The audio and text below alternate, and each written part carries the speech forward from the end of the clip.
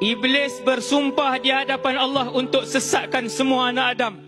Kemudian Iblis tambah di belakang daripada ayatnya menunjukkan keilmuan dia. Dia kata, illa, kecuali wahai Allah, yang tidak dapat aku sentuh.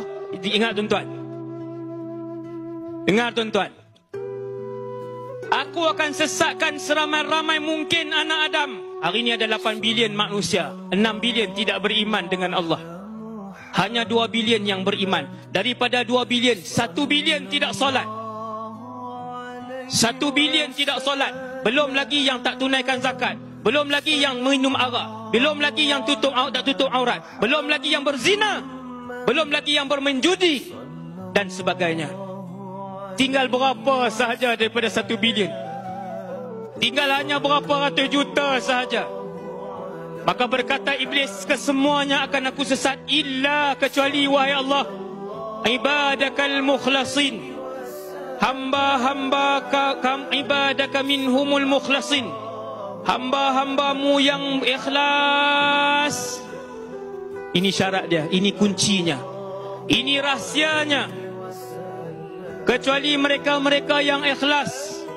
Apa itu ikhlas wahai Rasulullah? Kata Nabi SAW, ikhlas ialah mereka yang hidup kerana Allah, mereka yang bernafas kerana Allah, mereka yang memandang kerana Allah, mereka yang bercakap kerana Allah, mereka yang mendengar kerana Allah, mereka yang berjalan kerana Allah, mereka yang salat kerana Allah bukan kerana mertuanya, mereka yang bersedekah kerana Allah bukan untuk ditayangkan di media sosial, mereka yang berpuasa Ramadan kerana Allah bukan kerana malu dengan adik-beradik dan keturunannya, mereka yang melakukan sesuatu kerana-Mu wahai Allah tidak akan boleh dihampiri oleh iblis.